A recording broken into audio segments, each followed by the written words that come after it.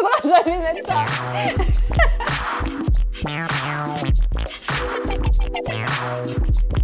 Je m'appelle Hermine Bonvalet, je surfe des vagues peut-être un peu plus grosses que les vagues normales. Et je fais ça avec pas mal d'amis, donc on fait ça dans les Landes et parfois dans le Pays Basque.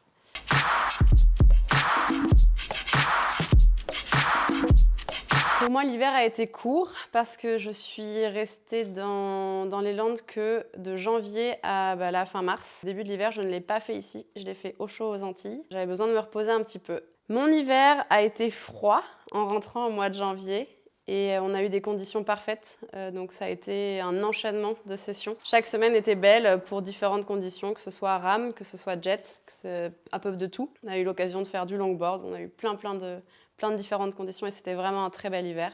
C'était un hiver satisfaisant.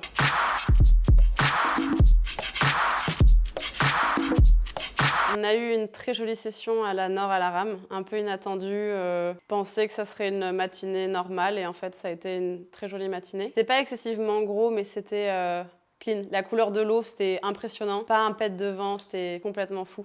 Puis on n'était pas beaucoup à l'eau. Alors ça c'était du luxe, c'était vraiment sympa. Du coup on a beaucoup partagé avec chaque personne qui était à l'eau, on se connaissait tous, donc ça a été un échange très agréable. Je pense qu'il est important de dire que le surf en jet et le surf, c'est des sports distincts. On aime les deux. Je veux dire, moi j'adore le surf à la rame. Je veux dire, un sunset à la rame, tranquille, dans un spot un peu reculé, c'est le pied. C'est pas pour autant que j'ai pas envie de faire de jet. Et inversement, en fait, je pense que c'est... On peut avoir deux passions, c'est pas interdit, en fait, tout simplement. Donc, comment est-ce que je le vis ? Je pense comme tous les gens qui font du jet et qui se donnent à fond pour vivre une passion, juste. Pas forcément très bien de se sentir aussi critiqué dans un sens où on ne dénigre pas ceux qui ont envie de faire ce qu'ils ont envie de faire de notre côté. Donc, on prend l'habitude, quoi. Mais bon... On aimerait bien qu'il y ait un dialogue qui s'installe. Et en plus, c'est quand même un très beau sport, le jet. Ça nous a amené à découvrir énormément de spots. Il ne faut pas oublier qu'il y a des endroits où on ne va pas sans jet. Et c'est des spots qui sont ultra médiatisés aujourd'hui. Il y a beaucoup d'endroits où les gens demandent ce sport, que ce soit comme assistance, que ce soit pour remonter les pros au large, que ce soit pour plein de raisons. Et c'est juste qu'il faut, comme c'est assez récent, que ça devient beaucoup plus populaire, il faut que ça rentre dans une communication positive pour que chacun ait le droit de vivre ses passions, parce que c'est pas normal qu'on nous demande d'arrêter notre passion. Mais c'est un débat qui sera réglé, forcément. On trouvera des ententes.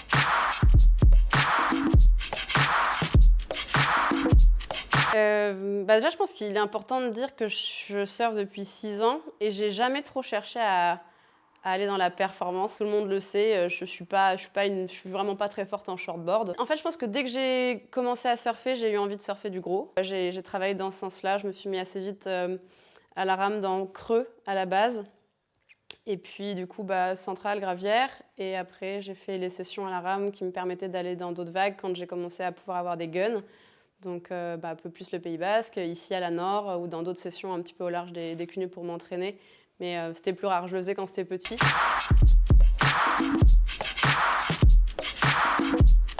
De façon assez inattendue, on rentrait d'une session à Guétari. C'est Cédric Giscos qui m'a invité à partager sa session à Guétari, parce qu'à l'époque, j'aimais déjà bien aller à la Nord, etc. Et puis là, on y a été avec 2-3 copains. Et quand on est rentré dans les Landes, on a fait le récap vidéo à l'hôtel de la plage. Et j'ai rencontré des gens formidables qui m'ont proposé de tenter ça avec eux. Ils m'ont dit « Est-ce que tu te sens d'en faire ?» J'ai répondu « Oui ». Ça aurait été une bêtise de louper le coche. Et ils m'ont tout appris, donc j'essaye de leur rendre au mieux ce qu'ils m'ont donné, parce que c'est un sacré cadeau quand même.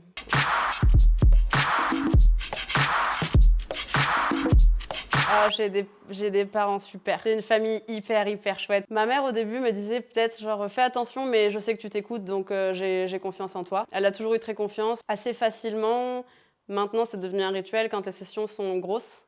Je prends le temps d'appeler ma maman et de lui dire bon je t'appelle parce que je vais surfer. Et elle sait que ça veut dire que que ça va être une session où je peux potentiellement avoir besoin qu'elle me dise « fais attention » ou « je t'aime », des trucs comme ça. Et au final, généralement, elle me dit « ah ok, bon bah cool, alors tu m'appelleras tout à l'heure ». Et un jour, je lui dis « mais tu me dis pas de faire attention ?» Elle me fait « chérie, j'ai pas besoin de te le dire, je sais que tu vas faire attention à toi. » Donc c'est cool, elle a énormément confiance, donc c'est bien.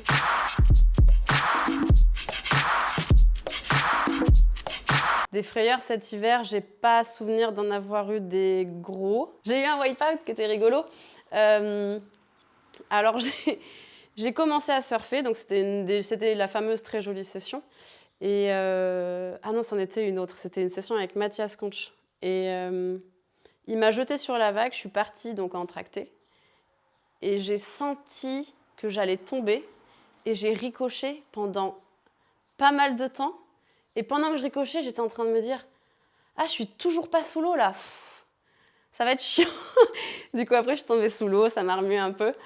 Mais c'était presque rigolo parce que du coup, j'étais en train d'analyser que j'étais pas encore là, quoi. J'étais toujours en train de ricocher. Ouais, la fête, non, faudra jamais mettre ça. Non, je partage énormément. On check, on surfe à la rame, on surfe, on fait un peu d'apnée, on fait un peu de training. On se fait des petits rendez-vous tous ensemble où on partage un peu tout ce qu'on vit. On a une vie normale, hein, un peu comme tout le monde. On fait les courses.